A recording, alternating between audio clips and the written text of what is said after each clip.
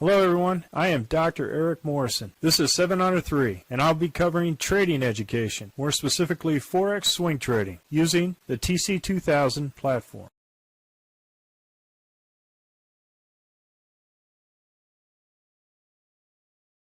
Hello, this is the speed run for the 27 Forex currencies, and we're doing a Friday closeout and weekend review. I'm going to start off with the Aussie dollar, Canadian dollar. And as you can see here, when we start off Sunday, we were finishing a nice 1, 2, 3 punch out trade the previous week. This week, just in the other direction. First indicator candle with a downward Heikin-Ashi, no trade at that point. We were in one order here at this point, and we punched out on the third day for a nice profit on this part. And we never got back into another trade at that point because this was a red Heikin-Ashi. It was Friday and it was the weekend closeout. So great trade for Aussie dollar, Canadian dollar for the past 2 weeks. Aussie dollar, Swiss franc is a little different story. We had first indicator candle here for a long, then no go here for a red candle with a green Heikin-Ashi here, so no trade. By Tuesday, we had our first indicator candle here with a green Heikin-Ashi, so we put our first order here, second order here, and we closed out on this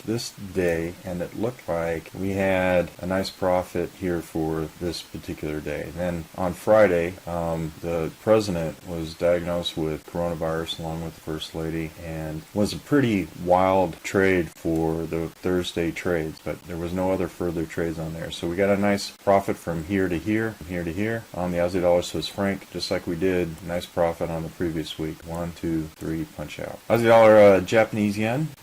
This was a no trade here. We had on the previous week 1, 2, 3 punch out. Then going in the other direction, first indicator candle, second, first order, and third punched out. Now it continued to go up, but we weren't in the trade. We followed the rules. We had our first order, second order, and we punched out on the third day. But this didn't allow for an order, and we do ruthless risk management here, so we want to make sure that our momentum trades are actually going in the direction of where they say they're going. So we minimize our risk and exposure by going the 2 candle rule with one order and then punching out the third day. So for this nice 3 soldier candle formation, it was a good trade. 3 crows the previous week in the Aussie dollar, Japanese yen. Aussie dollar, New Zealand dollar for Sunday was our first indicator candle, second was the second indicator candle, and then third day punched out. So nice trade on Aussie dollar, New Zealand dollar, even though it continued to go up. This was below the RL10, but the green Heikin-Ashi up there, so it was no trade, and then we didn't trade on Friday. So nice small gain here for the Aussie dollar, New Zealand dollar, good profit. Aussie dollar, US dollar, previous week we had a phenomenal trade, 1, 2, 3 punch out, 3 crows, and this was Friday, and we didn't trade Friday because we don't trade over the weekends, and we don't hold anything over the weekends. We don't want a gap to go in the other direction. As you can see here, if we were to go this short, we would have been at a loss on that Sunday. So a couple of additional considerations up there. I don't trade the weekends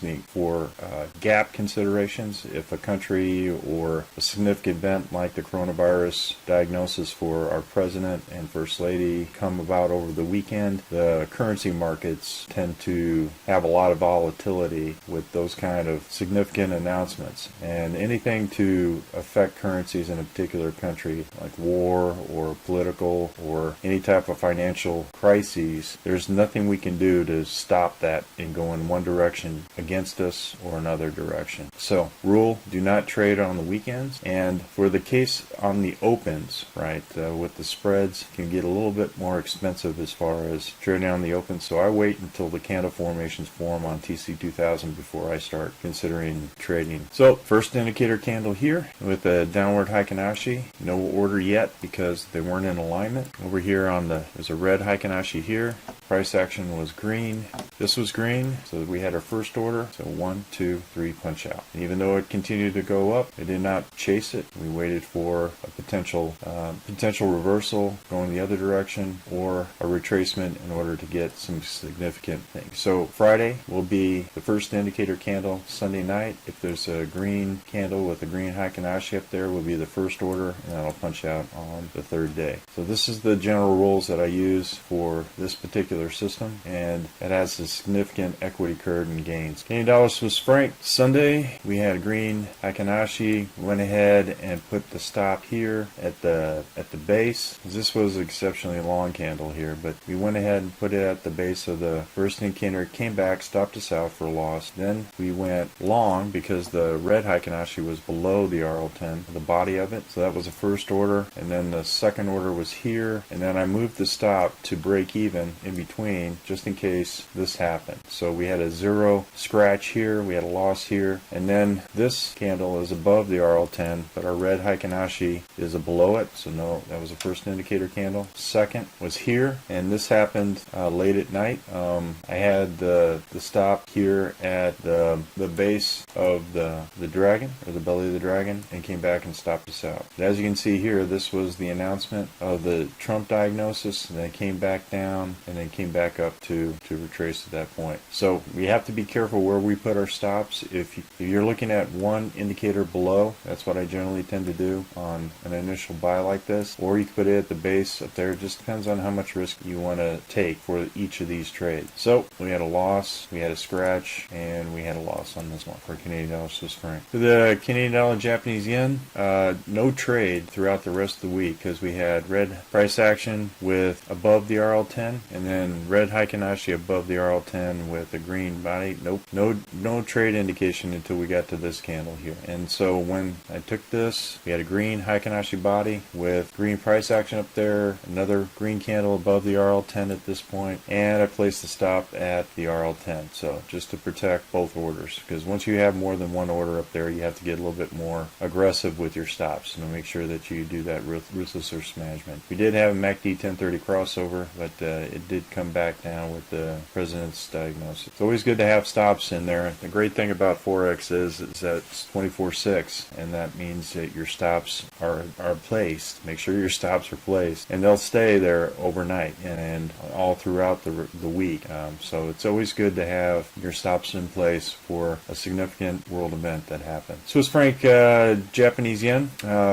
We didn't get the first trade until here, so we had our first order with the green Heikin-Ashi Harami here. This is kind of risky, but as long as it's a green body, you can take this trade. And I took this trade, and we had 1, 2, 3 punch out. So we had 2 orders and punched out on the third day, and then it didn't come back down. In this case, this would be looked at as a short or a potential short first indicator on Sunday, but I will wait until Sunday night until that candle prints before it, because look, we have a MACD 1030 crossover here too as well. So we'll see what happens on Sunday. Here, Aussie dollar, very interesting trade here. We had on Sunday, we had the first indicator candle with a green Heikin-Ashi body over here to the left. Second was our first order. And see how this momentum is kind of helping us decide how many orders do we put in for a particular trade. So our risk management goes with what the momentum is. So that's the beauty of the system, is that you do not put in more orders for a trade until the conditions set up for that. And so we had our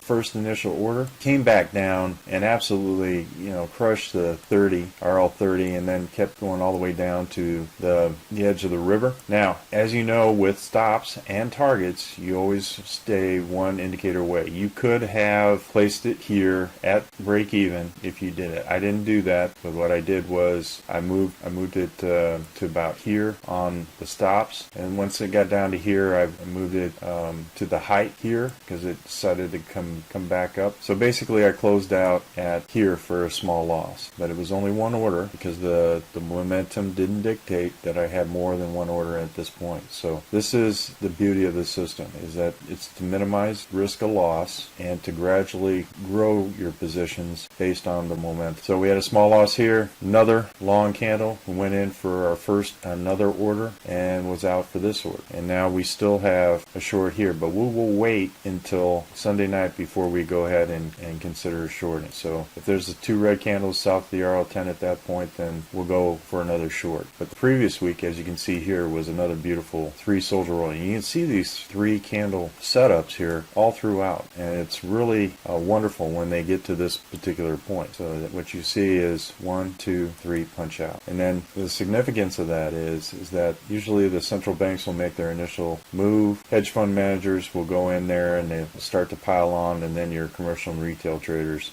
will finish it up. And then they take some profit sharing at that contact point, and that's what generally tends to happen over and over and over again. It doesn't matter what the currency is, but the beauty of trading all 27 is that we will catch these particular waves of momentum with the currency that the banks are doing and minimizing our losses with what the banks are not focusing on. So we just let momentum tell us where we need to go. Here, Euro Canadian dollar, we had our initial entry here for the long side with the Heikin-Ashi confirmation for the candle here. We had a Z3 here. I went ahead and stopped out on one account. On a smaller account, I kept it in there, but I moved and I stopped here for any, but I had less in there because what you see here is the potential at the Z3, which is 3 standard deviations above the mean of where price action was. So the ability of it to go and continue to go in that direction with the RL270 up here has a very low probability. Less than 3% of it can maintain price above or below the Z3s in this case. So what we try to do is say, hey, we can put this as a potential target, or if you want to be more conservative on the Heikin-Ashi because it's based on price average, you can put your target here at the Z3s here. And as you can see, it went ahead and hit that target, this location, which was right at the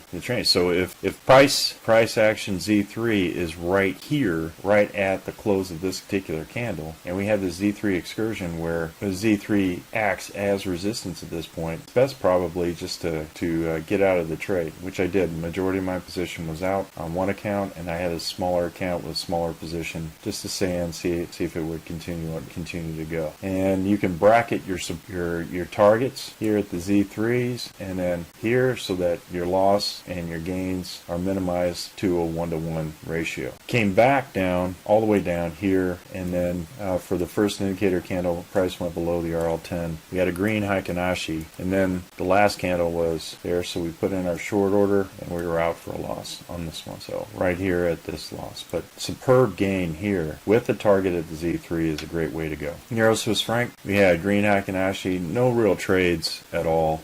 Sunday night, I couldn't tell whether or not this candle was there, so once you get on the borderline like that, you just best not to trade it. Until you have significant price action to one direction or the other, it's best not to trade it. And as you can see here, it shot all the way up and then came all the way back down with a green Heikin-Ashi kind of harami there. And now we're starting to get into some very risky, or what they call, the banks to start to do is called stop hunt, right? And so it's totally up to you on whether or not you want to trade this. But once you've got these kind of indications up there, you can say, hey, I don't want to trade them, and I don't want to assume that additional risk. But this highlights additional risk once you start getting haramis on the Heikin-Ashi. So here it went up, but Heikin-Ashi body was below the RL10, no trade. This, however, was the first indicator with a harami, that is red body below, but it is below the RL10, and this is below the RL10. But look at this long price action here. So I went ahead and assumed the risk. Now you can minimize or lower the amount of lot size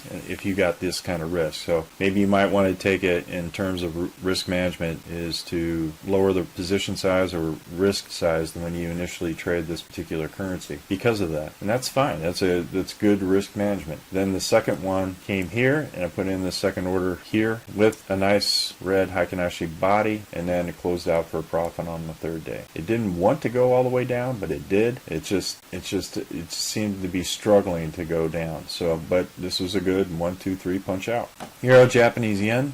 We didn't have a trade indication for the long side because both of these red were above the RL10. This candle was the first indicator candle with a green, kind of harami, but it still had the body above the RL10. So we went here with the long. We did the second candle position with the long. We had 2 longs in at this point, and then we closed out for a small loss on the second order, but a large gain on the third. And then Friday we have this red and red. So we'll see what happens on Sunday. But we have a MACD 1030 crossover here, so it could go in the other direction. We don't know, but we're going to wait until Sunday's print at 11 p.m. Central Time before we make our decision. Euro New Zealand dollar. Last week's fantastic trade here. 1, 2, 3 punch out. Then on Sunday, this was our first short order, and I put the stop here at the 200 just in case of a potential quick out. But once they get around the 200 moving day average, the banks likes to pop up. It came back up against us. We had 2 green candles underneath the RL10, so it didn't gain momentum back up for this nice kind of catapult setup. It didn't do it and lost momentum on this day. Came back. That was our first order, second order, third day punched out for a nice profit. So this is particularly significant when you start seeing the Bollinger Bands also compressing along with the RL 270 here moving averages. Once it starts to go into a pinch up there, we might be facing consolidation with this particular currency. We'll see. Euro US dollar, previous week phenomenal, 1, 2, 3 punch out, and this was a Friday trade. And then see why it's so important to wait for Sunday, because it became a green. It's our first indicator candle, right? Because we got a green candle north of the RL10, but we got a red Heikin-Ashi. So second indicator candle, which we place our first order because of momentum. Momentum dictates where we go, and then we punch out on the third day. 1, 2, 3 punch out. So this was great trade for the past 2 weeks, and then it didn't have another indication at that point. So British pound, Aussie dollar, previous week phenomenal trade. We had no order here, but 1, 2, 3 punch out. Then on Sunday came down. First indicator candle, green. Nope, nullifies it. Now we got an indication with momentum and a red Heikin-Ashi below the RL10. 1, 2, 3 punch out. So fantastic trade. And as you can see here, Friday came right back up against us. And as you can see here, if you followed your stops all the way down, one indicator away, like say it hit the RL30 at this point, you moved it to here, you would have had more significant profit taking at that point. But that's up to you. You know, some folks just put it here for break even for both trades, and then you just get this, you lock in this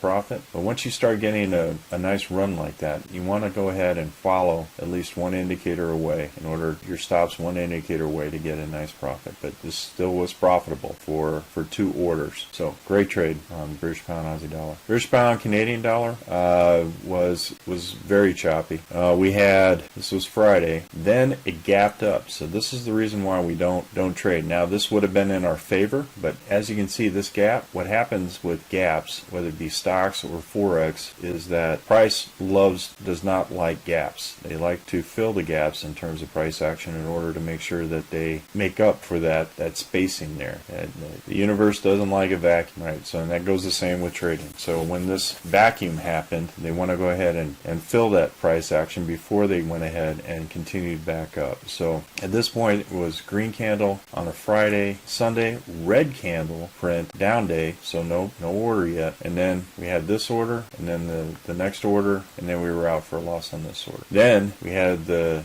short, and then we placed the stop on this day. President's diagnosis came back and stopped us out. So this is a clear indication of why we don't trade gap, because this could have gapped down here. With the president's news, if it happened over a weekend, it could all the way be down here, and we couldn't have done nothing to protect our position. So that's why we only trade from Sunday to Friday. British pound, Swiss franc, nice previous gains on this right here and here. So we bought on order here because the price action's here, it closed out. This was the gap up. Then we had this big shooting star here. And so though I went ahead in for that long, I placed my stop here because look what happened. Came back, stopped us out, which could set up for a big reversal. Then it decided to go back the other direction, but then we have a green Heikin-Ashi body below the RL10. So then it starts to go into harami action, which makes these trades very risky because all they're doing right now is stop hunt at this point. The big banks are just stop hunting. And even though we have a green candle here, the green Heikin-Ashi body's below the RL10, so momentum is not up against it. So why? Because the 200 moving day average is right up there and it's testing it. Until we get a breakout in one direction or the other, it's best just to avoid these risky harami type of momentum trades. British pound, Japanese yen. On Monday, we had our first, so this was a 1, 2, 3 punch out, and then we had the first initial here, 1, and then the 2 was a scratch, if you caught it, because sometimes when it's right up against the candle change, you may have stayed in there or you may have placed another order. That can be difficult. So then you go ahead and place your stop here at the RL10 to make sure you're protected. So if you did that, say you went in there with another order in there and then it kind of finally prints at a red instead of a green and you had your stop here, you still had a 1, 2, 3 punch out even though it did this particular formation. So then you had a red candle below with a green Heikin-Ashi, no trade, and then no trade. British pound, New Zealand dollar, that was Friday's trade, red candle, green Heikin-Ashi, green right at the 270 270, I did not take this trade. I mean, this is a very risky trade with this kind of resistance where you got a convergence of the RL270 and the RL10 at the same point, right where price stops. That means that momentum is halted, and I did not take that long trade, even though the Heikin-Ashi body was above the RL10 at that point. But this shows it went up against the RL90 and then came right back down, and that shows significant weakness. So at this point, we had a red candle with a green Heikin-Ashi. That's no trade. Then we had a green candle that didn't set up this two candle rule, so that was no trade. And then we went with this one, which showed significant momentum to the downside, and then the president's diagnosis on this day. So this was a one trade loss at this point, and what you can do is you can see that with the ladder of 1-2 orders, we are only at risk for one order at this point. So it minimizes our risk once we follow the momentum rules. It also minimizes our losses. British pound, US dollar, kind of same thing. We had a first green candle, went out for a loss on this one. Second green candle went out for a loss on this one, and didn't trade it after that. So one order, two order loss at this point, and it kind of sputtered, or where it's at consolidation at this point. And this green candle is above the RL10. Now we see the Heikin-Ashi body below the RL10. So we're going to need a significant green candle here with the Heikin-Ashi body on the Sunday night print in order to go put in our one order for a long at this point. So the good thing about this system is it keeps us out of this kind of consolidation. Zealand Canadian dollar, we had the first green candle on Sunday, which was our first indication candle, but a red Heikin-Ashi body, so we need to make sure that momentum's on our side. Second green candle, and then we punched out on the third. This was a red body, so there was no trade here, but green Heikin-Ashi, green candle, we're right back in it. And so we got a 1-2-3 punch out and a 1-2 punch out. So here we got two profitable trades out of this with two orders. So fantastic trade for the New Zealand Canadian dollar. Zealand Swiss franc, we had one candle here. Now this is interesting here, is that you had green Heikin-Ashi body here, so one order, two order, but the body, I'm sorry, this was Friday. So this was the first indicator candle, and then we had one order in here on this, but see how it gapped down from here to here? And price doesn't like a vacuum, universe doesn't like a vacuum, so it went up, filled it up, and then stayed there. And so this became kind of a reverse pennant or flag on this particular candle. So we had one order in and put the stop at the base of this candle and came back, stopped us out. Then we had red Heikin-Ashi above the RL10, green candle. It was our first indicator. Second, we put in our order. Third, punched out. So overall, good trade on the 1-2-3 punch out, but this was a very strange setup, and this is why we wait for the print on Sunday to finish in order to make sure that we determine where the momentum is headed. Zealand Japanese yen, this was a Sunday, and we had two candles, and I went ahead and placed an order with the stop here at this point. It came back down, stopped us out, even though there was a 1-2-3 in actual overall gain. But if you didn't do that and you waited for this candle with the red harami and then went ahead with this 1-2-3 punch out, you would have been fine at that point. So say you didn't consider this particular candle, it's a harami here on regular price action, you did 1-2-3 punch out. But overall, I didn't do that, so I just wanted to make sure that, if you see this is potential of kind of consolidation happening here, or indecision. And if you don't see significant momentum with higher highs and higher lows, then you may want to go ahead and label this a high risk trade. Zealand US dollar, same thing. We had our first indicator candle here, second indicator candle here, but we had two Heikin-Ashi at this point. And what you see here, I took this trade and punched out on this day. But if you go here to here, you still would have had a 1-2-3 punch out, right? With a nice particular gain on that one. Previous week had a phenomenal gain on the Zealand US dollar. Look here, 1-2-3 punch out. Absolutely phenomenal trade. US dollar, Canadian dollar, we didn't have any kind of trades at this point. We did have one trade on Wednesday night, and we were out for a very small loss on US Canadian dollar either. So it just kind of hovered underneath the RL10, so no significant price action one way or the other. And even with this red candle below the RL10 or this one, all the Heikin-Ashi momentum was saying, no, it's just a week long at this point. So we wait for, and now we got a harami here, so it kind of highlights a potential reversal. It came back up kind of as a fake out or a head fake, and then came right back down. So thought there were going to be continued momentum, but we have MACD 1030 about ready to cross over here. So this, we'll see what happens next week. If we got a significant red candle down, this is a doji sandwich with significant price action to the downside. So we'll see what happens. U.S. dollar Swiss franc,